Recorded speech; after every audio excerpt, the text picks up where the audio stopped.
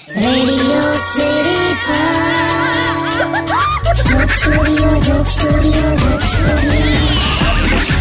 Welcome back. Radio city joke સ્ટુડિયોમાં આપનું સ્વાગત છે. ફોન આવ્યો કાકા. આજે ફોન આયા જ કરે. ઉપર લે મેં જ ઉપાડ ઉપર. હેલો જીજુ છે જીજુ. હાલા હા ભાઈ બોલ. અરે જીજુ મને એકવાર તમે કોંગ્રેચ્યુલેશન્સ કહી દો. શેના માટે લા? આપણો મેળ પડી ગયો. મેળ પડી ગયો એટલે બધું નક્કી થઈ ગયું? યસ. ક્યારે લા બધું ક્યારે થયું? મને જ નહીં ખબર. હમણાં 15 મિનિટ પહેલા. એટલે છોકરી વાળા આયા હતા બધા એમ? ના હમણાં બસ સ્ટોપ પર થયું, બસ સ્ટેશન પર. લા તું 15 મિનિટમાં બધું ફાઇનલ કરી દીધું એમ બસ સ્ટેશન પર? તું યાર અરે આખું આંભળો જ ખરા જીજુ. હું લા? મસ્ત છોકરી છે.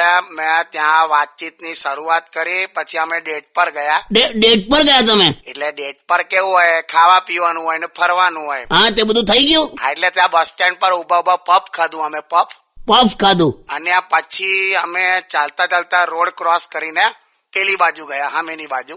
એટલે ફરવાનું પણ આવી ગયું. એટલે આ ડેટ પર ગયા કેવાય?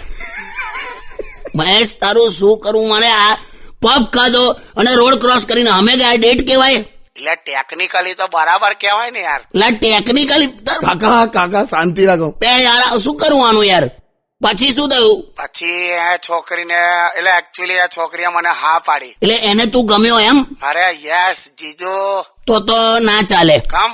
જે છોકરીની ચોઈસ તું હોય એ તો પછી કેવું હોય? બે આ જીજુ એવું ના કરો યાર. આ આટલું બધું ઓકે થઈ ગયું ને પછી તમે શેનું ઓકેલા 15 મિનિટમાં? આ રોડ ક્રોસ કરીને સામે ગયો ફરવા કેવાય? એટલે મહેશિયા સાયકલની બ્રેક હાથમાં લઈને કુદાકૂદ કરીએ ને એને બ્રેક ડાન્સ ના કહેવાય?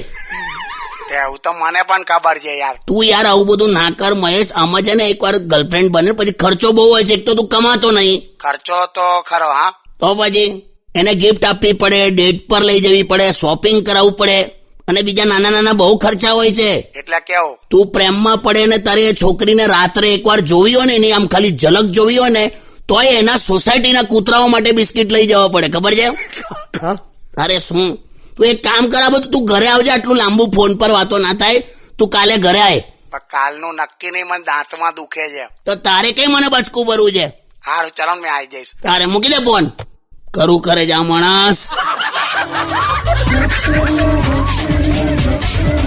Only on